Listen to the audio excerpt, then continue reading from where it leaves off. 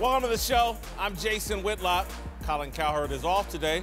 Coming up, we'll discuss the incredible performances by LeBron James and Russell Westbrook. Plus, I'll tell you why digging up old tweets by Josh Allen is a waste of time. Speak for yourself starts now. Oh, it's almost Friday. The draft is here. I am excited. Hello and welcome. Cowherd is currently in the Chargers war room. Chargers fans, be worried, very worried. All right, joining me today to help break down the NFL draft, which airs in just a few hours on Fox, are a couple of former NFL stars, Seth Joyner, D'Angelo Hall. All right, let's go to Dallas, where, incredibly, our buddy Peter Schrager reported this morning that there is a very real possibility the Browns will select Baker Mayfield with the first overall pick in today's draft. A month ago, the idea of Baker going first was laughable, but even Vegas is now buying in, with Baker becoming the clear favorite overnight. This, gentlemen, blows my mind. And not because I'm anti-Baker Mayfield.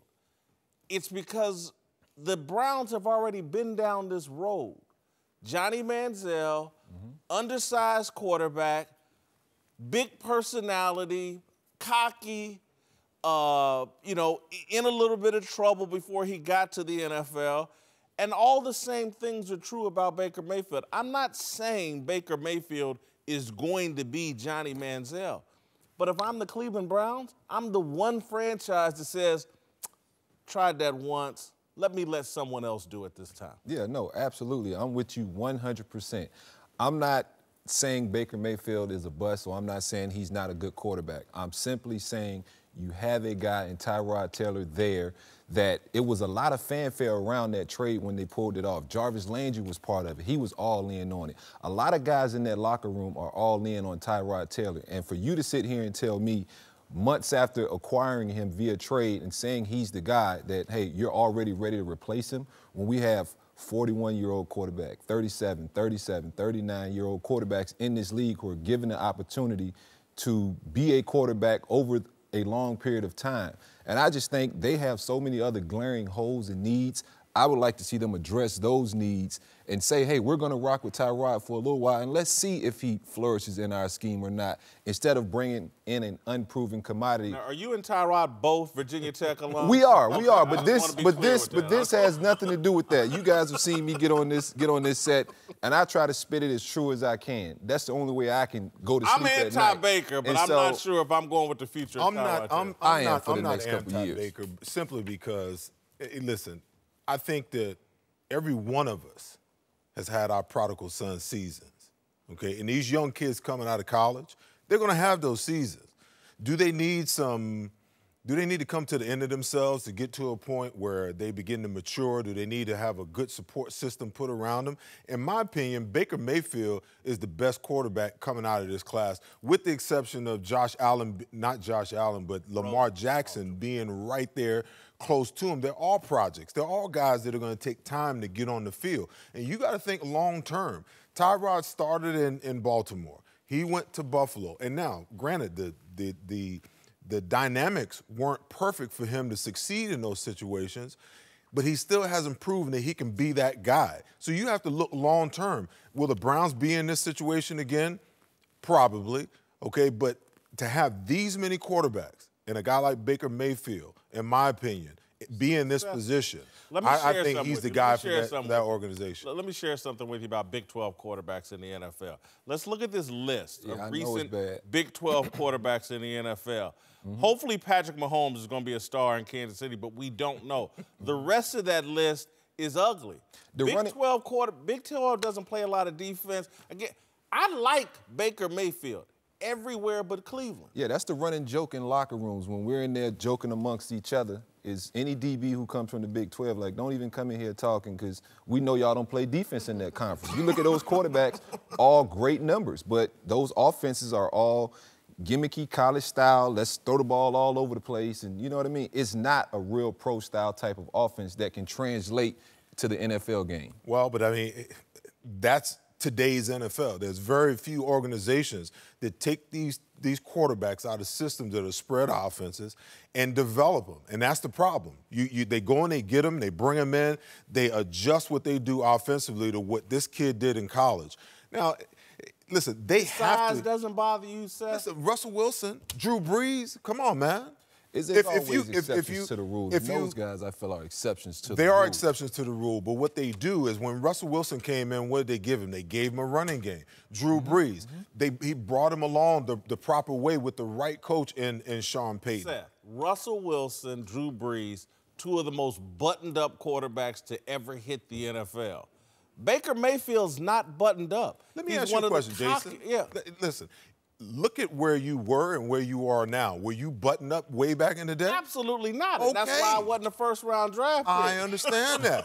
But could you have been that first-round draft pick, looking back at where you were and where you are now, understanding the growth that took place? Seth, it took me a long time to mature. I understand that. A lot of this is going to be luck, too. Whatever one of these quarterbacks go to the most stable organization that has a plan that they're going to stick with the plan to really cultivate that quarterback, they're going to be in the best shape. Some of this is really just luck of the draw.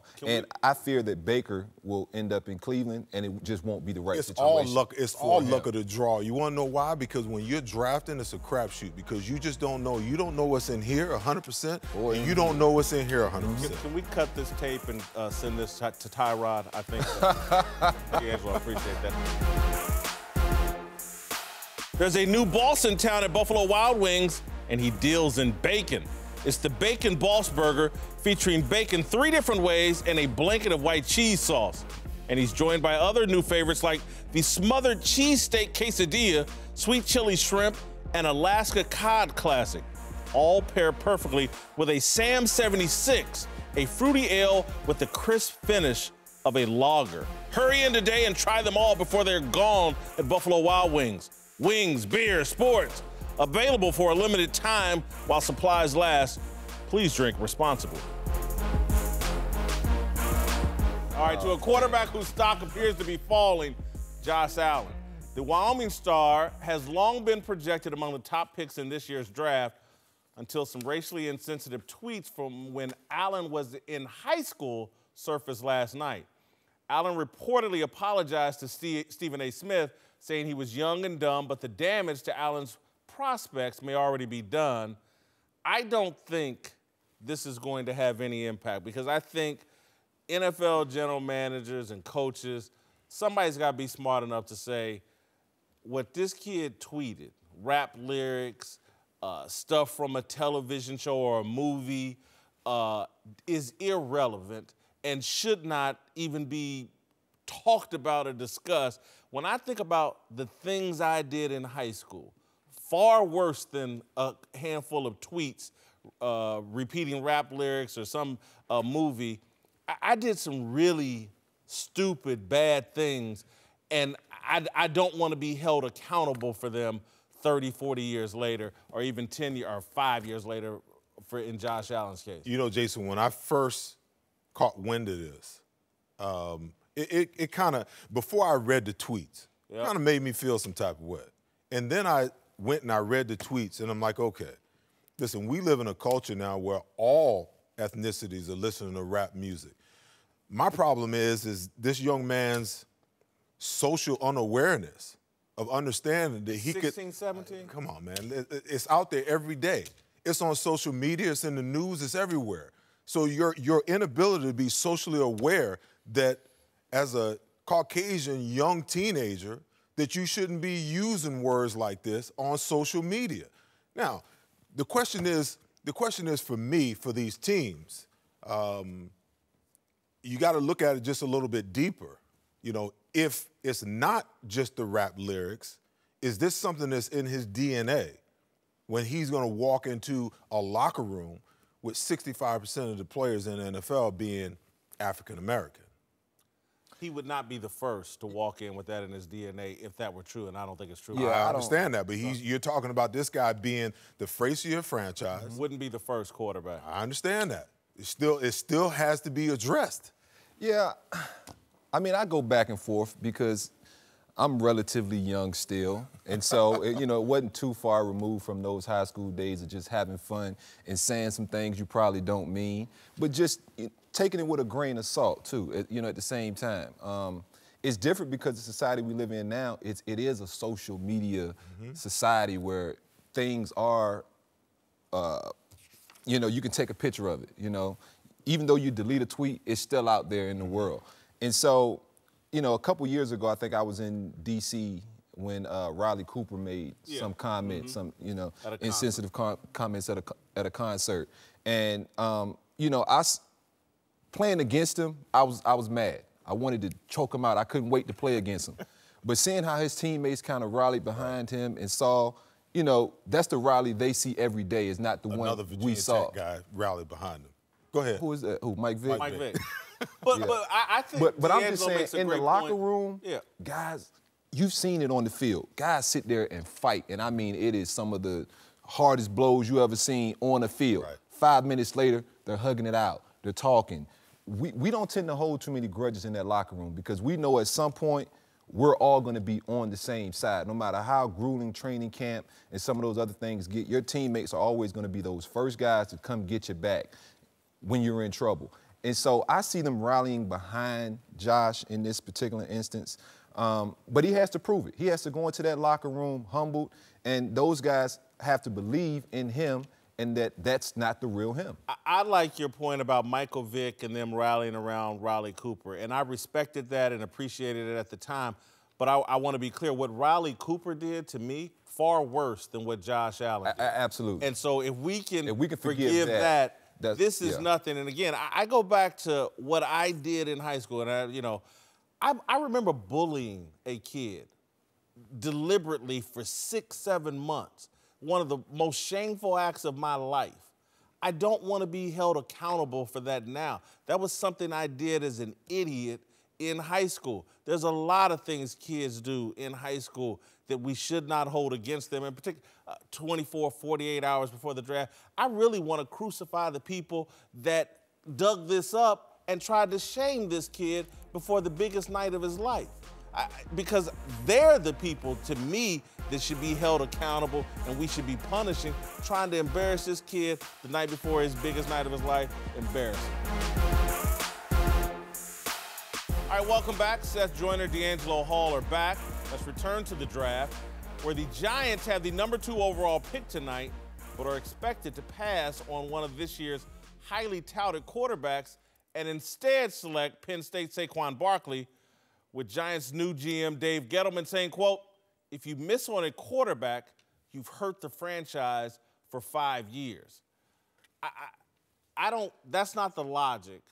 That's fear. Yeah, oh my God, if we miss on the quarterback, it's messed up. That's fear-based. I don't think they should draft a quarterback if they don't believe one of these guys can play and can be the guy. If they have questions about all these quarterbacks and you feel certain Saquon Barkley's going to be a Pro Bowl level running back, make that pick. But fear should not be driving you of, oh my God, we've ruined the franchise for 5 years, we miss on a quarterback. If Gettleman sees one of these quarterbacks, thinks they had the potential, they need to go get him because Eli's too old and we know Eli's past his prime. Yeah, I absolutely agree. If they believe in a quarterback, they have to draft him.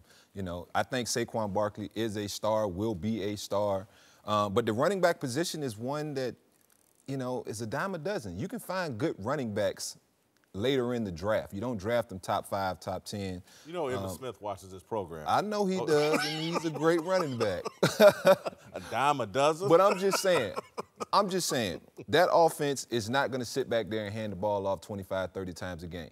That's just not who they are. Having played against them for 10 years, that's not who they are. They live in a nickel package, which is 3 wide receivers on the field at all times, a tight end, and a running back.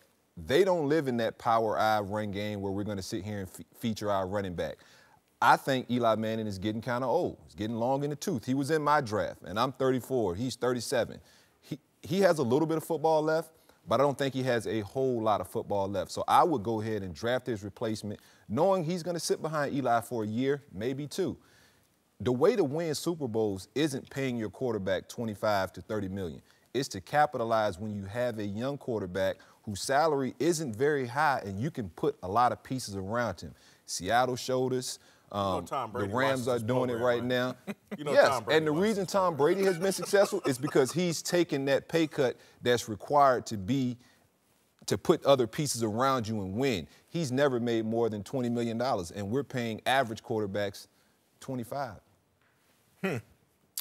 Well, I'm a little more old school in my thinking. I like Saquon Barkley at this spot. I believe that Eli's got another year or two in him. Okay, and it's going to take time to develop a quarterback. And then it always comes down when you're chasing Super Bowls how ready as a complete team you are. I don't think the Giants are 100% there. You know, you let two really good players on defense go. Clearly they're in rebuild mode.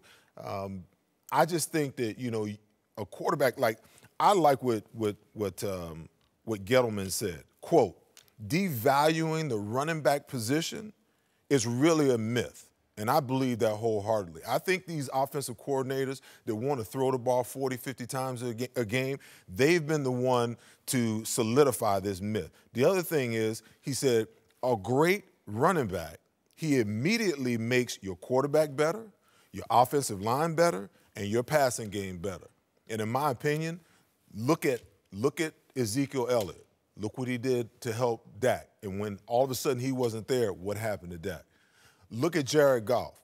He got year one Todd Gurley instead of year two Todd Gurley, and look how the Rams exploded. So in my opinion, you leave Eli right there. Give him a better offensive line, give him some more weapons, and give him a running back like Saquon Barkley that can take the pressure off and allow him to be a play-action passer to be more dominant. Seth, and I don't want to go diamond. I'm not going diamond, doesn't it? A running back can help an offensive line. But as a former mediocre college football offensive lineman, Saquon, the Giants' offensive line, you can put O.J., Eric Dickerson, and Earl Campbell all in the backfield. If their offensive line doesn't improve, the running game is just not going to happen. I agree. And so that's where if Dave Gettleman is sitting there saying, you know what, I like Sam Darnold, but if I miss, you know, it's going to set us back. That's stupid logic. I agree. Nothing fear-based. And so, now again, if he's sitting there saying, I don't like any of these guys, go ahead and take Saquon Barkley, but they better improve that offensive line because Saquon Barkley is not going to make magic happen up front. Well, and if there's no magic up front, to me, there's no magic in the backfield. To me, you can look at the offensive line as a reason why Eli played so bad last year. He had nothing and no running game. Eli's always been inaccurate. I mean, he has been. But when Eli's had a good defense, a halfway decent running game, and some protection, he's been awfully productive. You know, but you got to get back to giving him that. And I think the running back position is the way that you help get there. And then, obviously, yeah, they've got to improve the offensive line. They signed Nate Solder, so they've made some improvements on the offensive line. All right, welcome back to the show. We're joined now by Christine Leahy, longtime NBA veteran Rod Strickland, and the founder of the Big League, Jason McIntyre. Let's move to the NBA, where LeBron James put on a show last night, dropping 44 points, making a game-saving block, and draining a buzzer beater to single-handedly put the Cavs back in control of their series against my Indiana Pacers. But LeBron wasn't the only guy who went off last night, with Russell Westbrook putting up 45 points and leading OKC in a 25-point comeback, all in the third quarter, against the Jazz to keep their season alive. Russell Westbrook was off the charts in the second half of that game. It was fabulous. It does not equal what LeBron James did in that game. I thought Colin was off the show today. Now, listen, I'm a Pacer fan. There were some dumb things the Pacers did. Why Victor Oladipo decided, I'm going to go one-on-one against the King? Why? I mean, I was mad at Nate McMillan. That was stupid. It had a predictable ending. Don't talk to me about a goaltending. LeBron James did what LeBron James. And then to come back and hit that three, that's a moment that will live 20 years from now. It's the same as Jordan's Elo shot.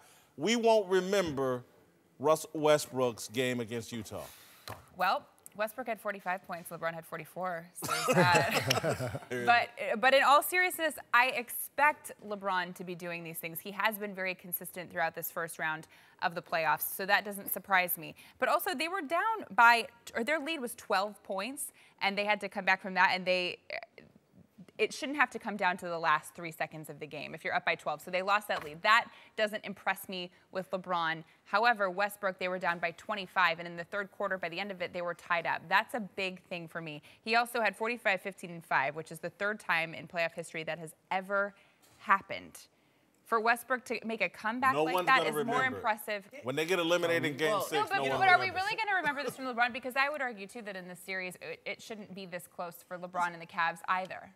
Listen, 45 is nice. I'm going to remember 45 on 39 shots. He is so inefficient, Christine. Listen, I'm not a Westbrook hater, but I'm just saying, like, I'm watching that rally, it's like Westbrook or Paul George, like, they were equals last night. Paul George was on fire. If I'm a Laker fan, hey, listen, Paul George has 34. LeBron, obviously, significantly better than Westbrook. Paul George was great, but I have to go with Westbrook. And now, LeBron, come on now, you can go either way, so I can't argue with you, but 20 down, 25 points. On that streak, he had 20 of those points. Now, they needed that win because they have to go back to Utah. They need that win just for Oklahoma City, the franchise. They want to keep extending themselves. So I think Rod. I got to go with Westbrook. I can go with LeBron. You are of the generation that can remember the ELO moment. Absolutely. And why it's lived on forever. Absolutely. And that was an inconsequential playoff game of some sort. You're telling me this LeBron thing isn't going to live forever? That three, that shot, that moment, him jumping on the table. What Westbrook, again, it was nice. It was great. It was phenomenal. But it's gone. Well, we will not be showing highlights from that. I think it's going to depend on what happens in this series. You know, if they lose the series, it doesn't mean as much. So they have to extend this. What about the fact that LeBron looks around the huddle, okay? Every time down the court in the fourth quarter. All right, what are we going to do? Who are we going to go to? There's nobody. It's LeBron. Absolutely. It's his show. Absolutely. He's all alone out there. At least Westbrook has, you know, Carmelo Anthony, who's a shell of himself, who was benched last night. And he also has Paul George. LeBron has nobody. 44 of almost half the team's points. It was a ridiculous performance. LeBron in that three is a highlight, for sure. But I don't think it's one of those moments that will just be a classic forever. You really think this is a classic? That made him more clutch than Michael Jordan, according to clutch time statistics. Honestly, that's what the numbers say. We're not going to do that. But I don't think we're not going to do that. Not the clutch. Shouldn't have to be in the first round of the playoffs having to have those kinds of clutch moments. Right, but that's a different situation. Because he has no supporting cast right now. Why not? Because of himself. That's a separate argument. I get it, but that is his own fault. Regardless of the situation, that is probably LeBron's signature moment. Just wait. Michael has the push off on Byron Russell in the shot. We remember that. But other than that, the ELO thing is right there. LeBron's had some terrific games, but that highlight will define him. It's a great moment, absolutely. What I love in a player is when he's down and he's got to turn it on, somehow find something inside of him to get it done. And that was an amazing third quarter. Oh, no, that's Westbrook, very, very impressive. All right. Well, I would take a stretch, a quarter over one play. You're looking for the highlight, but we're supposed to talk about what we're more impressed by. LeBron scored 44 points. It wasn't just one play. On 24 like I shots. said at the beginning, Westbrook scored 45. So. On 39 but just like you guys said, LeBron LeBron doesn't have as much help. And he has to be great every night. If they're going to win and go to the finals, he has to be great. Their number two option is 37-year-old Kyle Korver. Absolutely. Okay, that's LeBron's second option. No, he's a one option. But I'm just going by the game. Kevin Love can't hold the basketball. Just going by that moment last night, I think Russell Westbrook just having to come back. Because they're on the brink of elimination. If they got to go back to Utah, it's over. So I think they really needed that. To a guy nobody is impressed with, LeVar Ball, whose brief adventure in Lithuania with his sons LaMelo and LiAngelo appears to be over. Apparently, the outlandish sports dad has pulled his two younger sons off their Lithuanian team due to a coaching dispute. Imagine that. Less than 4 months after making a huge show of dragging them there in the first place. All right, so the question here is his 15 minutes up, LeVar Ball? And I think there'll be a temptation to say this is it, that he's peaked and he's going down. I've given this some serious thought. His superpower is bluster, and they've done nothing to diminish his bluster. He will still be blustering LeVar Ball. People will still fall for the bait. He will remain in the news. This reminds me of like the Kardashians when they first came, oh, it'll end one day. And here we are 10 years later and $1 billion later, and the Kardashians still, and I'm not saying LeVar is gonna make a bunch of money or whatever, but in terms of his 15 minutes being up, he's gonna get a full 30 minutes. But he's running out of options, right? Because the reason that he's famous is for his sons, and his son's skill is basketball, and he's losing all of his options to promote them via basketball. So what's he gonna do? He's gonna bluster about Lonzo, who's still in the NBA. Okay, but here's the thing too. So he's already taken them out of high school. He's taken them out of UCLA. He's taken them out of Lithuania. Now he's saying to the Lakers, if you don't draft draft and sign all of my sons, I'm gonna take Lonzo off the team. The common denominator there is him. It can't be all of these different places' faults. It has to be him at some point, and he's gonna run out of choices. It's a really interesting moment you said where you said, look, I'm taking Lonzo off the Lakers if you don't bring him. Notice he hasn't said anything since that time. It's been like 2.5 months. Because he knows it's all he has left. Well, I wonder if, maybe he thought, geez, LiAngelo's coming up. NBA Summer League, we were huge hits last summer. Remember how many topics we did on this show? Let me see if I can get LiAngelo into the NBA Summer League with the Lakers, somebody, a team that needs publicity, Orlando, Atlanta. It is the Summer League. I mean, that seems to be his best shot because we know LaMelo. I mean, he's shooting 25% in Lithuania. They need publicity. However, they also really need a superstar. And if they have any hopes of getting LeBron or Paul George, or both, signing more Ball brothers, probably not the best idea. Yeah, and I don't know. I think LeVar has become the star. I mean, we can say what we want. It started out with Lonzo and you have the other two brothers, but he's been the star. When you go to the Laker games, they're lined up to have his autograph. So I'm with Jason. I think at the end of the day, he's probably on the plane thinking about what he's going to come up with, what he's going to say to create some a kind of controversy, or, at the end of the day, he'll be on the shows and he'll be talking about something. So I think he's made it. I mean, the sons, Lonzo's going to be a good player. He has two other sons, but I think LeVar has kind of made his way into the celebrity. Yeah, LeVar seems impervious to success or failure. That's irrelevant. Failure doesn't harm him. He doesn't have to be successful. Again, we started out with Lonzo's better than Jason Kidd and Steph Curry, and then he has his rookie season. It's like, oh my God. I don't know if you've heard this, Rob, but I've nicknamed we've had the finger roll from George Gervin. Lonzo's got the fingers crossed. He shoots and crosses his fingers. I like that. So, again, so he doesn't need success in order to keep the LeVar train rolling. And I think, Rod, you've made a great point, is we thought he was doing this to make his sons the stars, and what we found out is it's about him being the star. I always say that. But that star is still gonna shine He's bright. still got his Facebook show, right? Who's to say that can't transition to a TV reality show involving LaMelo, since he doesn't appear to have NBA talent? I mean, there's always going to be something for these guys. Big Faller brand. Yeah, and I think it was about the kids, but I think he's kind of created his own space because of the kids. But one thing I have to say about LeVar, I love the concept when he first came out about him taking control of his kids, and I just think he went about it the wrong way. If he had a little more humility, I think he could have got some things done. That's just not his brand. But if it was all about the kids, why is he creating these situations for at least two of the brothers that they don't have a place to play basketball anymore? No, I agree. Because we were praising him for, hey, you got your kids scholarships. This is going to be great. But they drive a Ferrari, Christine. Come on. But here's the thing. Lonzo's money is going to run out. If he's buying the whole family Ferraris, that's not going to last forever. I'm not, at this point, I'm not sure, or my position on LeVar is everything at all times is always about LeVar. I'm not sure, particularly at this point, given all the evidence, I'm not, because again, you made the point about controlling his sons and controlling his kids. And I think the proper role for a parent is to nurture their kids so they can control themselves and take care of themselves. And so LeVar's got the whole thing upside down. And We've had a son over in China embarrass UCLA and the family. This situation to me with Lithuania is embarrassing. They're abandoning this team with 2 games to play, and they could be relegated to a lower league because of this, because they won't have these 2 guys. This is a very selfish guy that I don't think he's put his kids in the best position. It's all about LeVar. But it's going to be interesting because at some point in time, Lonzo's going to grow up a little bit. And I think at some point in time he's going to look for his space, and I think it'll be interesting. All right, welcome back. Seth Joyner, D'Angelo Hall, and Christine Leahy are back.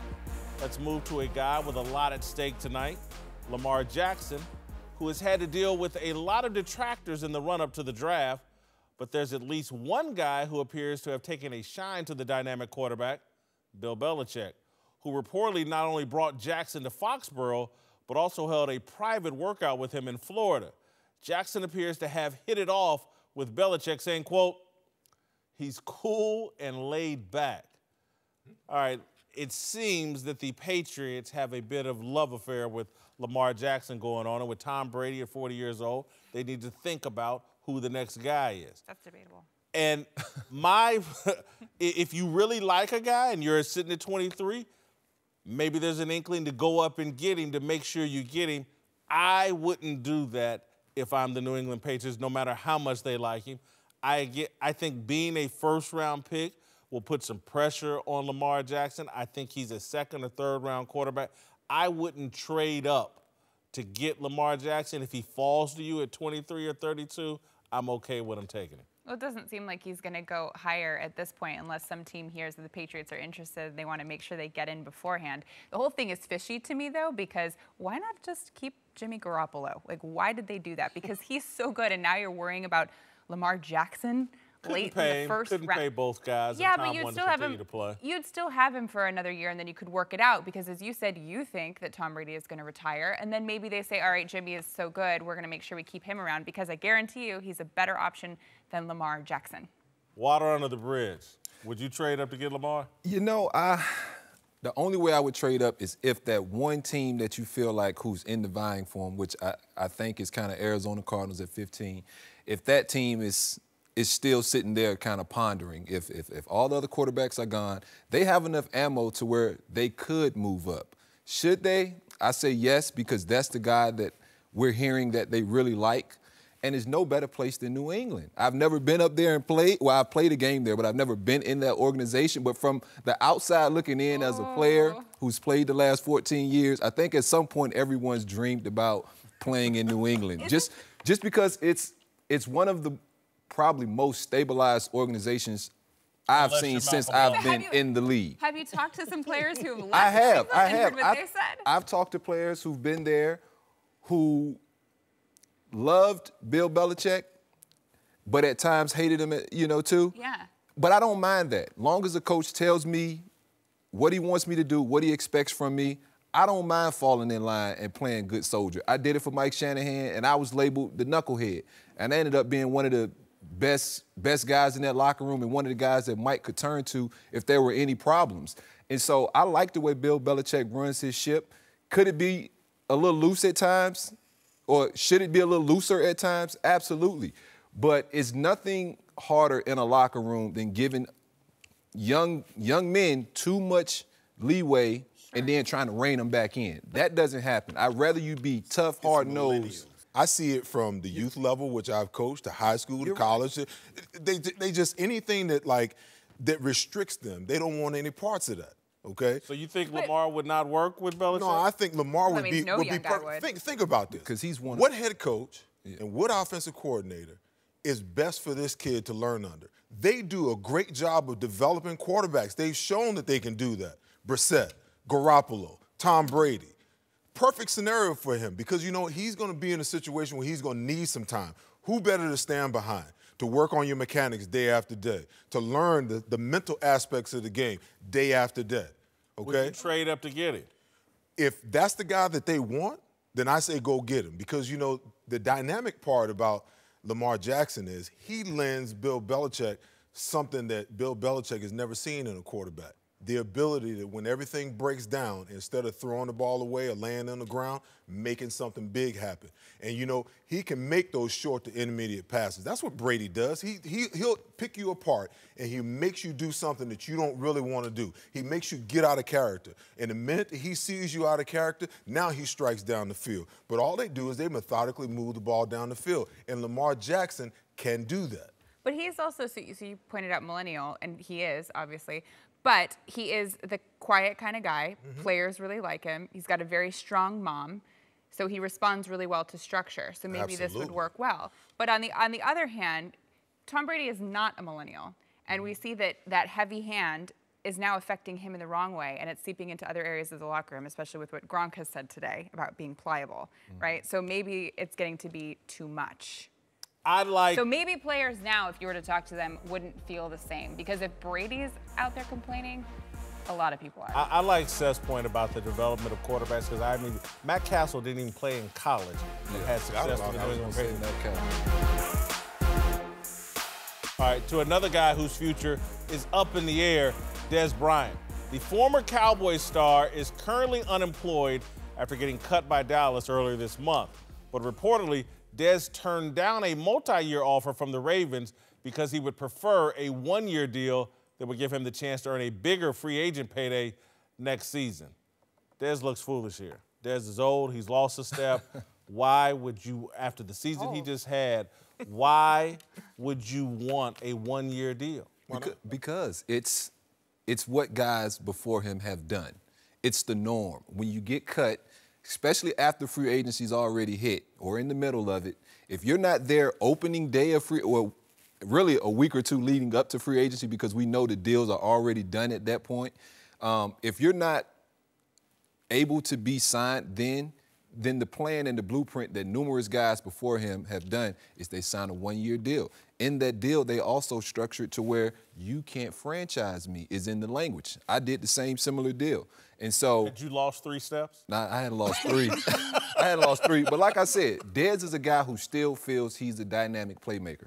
I said the only way I see Dez still being successful in this league is coming to grips with the realization that he is a great number 2. He needs to be Robin, and he needs to have a Batman. And so he still thinks he's Batman. And so until he mentally figures out, hey, I need to be a great number 2, Julio Jones. Then it's not going to matter. But, yes, this is the plan. This is what you do. Sign a one-year deal, ball out, make a lot of plays, and you can get a big contract. If you don't believe in yourself, then what's the whole point? Exactly. Okay, let's be honest. Once you hit 30 years old in the NFL, you are systematically on one-year deals until you get out of the game anyway, because it's going to be structured in a way where the teams can get out with a little bit of pain. So why not bet on yourself? Why not bet on yourself that, and listen, this is a motivated Dez Bryant. You can talk about separation and all that stuff. This guy is motivated to show Jerry Jones and the Dallas Cowboys and everybody else who's been talking junk about him all year long that he can still play. Now, picture this. You talk about a number 2. I say every great wide receiver at some point, teams have become smart enough to take him out of the X and Y and put him in the slot. Now, I would love to see a team pick Dez up and put him in the slot. You got 2 yards of space that takes care of the space and the separation issue, and you got Dez with that kind of strength running option routes. Now you got something that you can work with, and he can beat a 2 or a 3 cornerback up the seam on a shake route. I don't know on the outside, but I'm just thinking outside the box where he fits and how he could get back to being the Dez that he wants to be. And I see Larry Fitzgerald, Bruce Arians came in Arizona, moved him into the slot. Take Dez. Dez is Larry Fitzgerald. No, I'm not saying that, but I'm just saying I think you give him a better chance to be successful if he can't get off the bump and he doesn't have the speed to beat you downfield. Put him in the slot where he has a decided advantage. He doesn't seem like the kind of guy who's going to be okay saying, all right, now I'm the number 2. No, not at all. He's the kind of guy who's, I've got to believe in myself, and now he has a chip on his shoulder, so why not use that chip on your shoulder to prove yourself, and he'll probably be better than he was last year. And I agree, go with those one-year deals and try to make as much money and prove yourself. He don't need a chip on his shoulder. He need a spur in his You know what, though? Dez has never been the fastest guy. I can pull out film of Dez as a rookie, and the separation is still about the same. He beats you because he just has stronger hands at the top of that route. I've seen numerous times where DBs have their hands on the ball and Dez takes it from him. So he still has elite receiver qualities. And I've said all along, if he went inside, it would definitely prolong his career. And he's that type of guy that you want inside because he's great run after the catch. And those guys get the ball quick and they make plays. Physical. And very physical. Physical. But I don't think Dez will embrace that role. He wants the role of superstar. A little bit of humble pie. A little bit of humble pie. Make him do what he got to do. Get the money. All right, welcome back. Christine Leahy is here for Last Call. Let's move to that controversial non-call from last night's Cavaliers game. Everyone watching has said LeBron's block on Victor Oladipo was goaltending. Well, the NBA just announced that the refs got the call wrong and that it was, in fact, a goaltend. As a Pacer fan, I don't care. Oladipo made the dumb decision to go one-on-one against LeBron James. What did he expect was going to happen? Well, I get that they would be upset, but I always say that end of game calls, you can't really say that they would change the outcome of the game and be upset about it because you shouldn't put yourself in that position in the first place. If it's down to a tie or a couple points at this point, it could go either way. They blew and the refs call. make bad calls. They blew they the did. call It the was, play before. LeBron didn't knock it out of bounds. The Pacers did. They got nothing to whine about here. This is last call, Christine. But it was goaltending. So what? Because, we blew the game. We shouldn't have went one-on-one against LeBron. Because it was goaltending, and that might change what LeBron did next. Christine, he might not have tried to go for that We're going to move on. Why? Because I'm going to say goodbye. We're going to miss you. Oh, we're doing like we're doing a goodbye. I thought this was a weird subject. No, we're doing a goodbye. We're doing a goodbye. We're going to miss you terribly. I'm personally going to miss you terribly.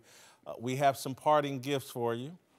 I knew this was a trick. I don't have this here with me, but we bought it. We purchased you Cardi B tickets. No, you did not. Is that October for real? 26th with Bruno Mars at the Staples Center, 8 p.m. You did not. We have 2 tickets for you. This makes my life.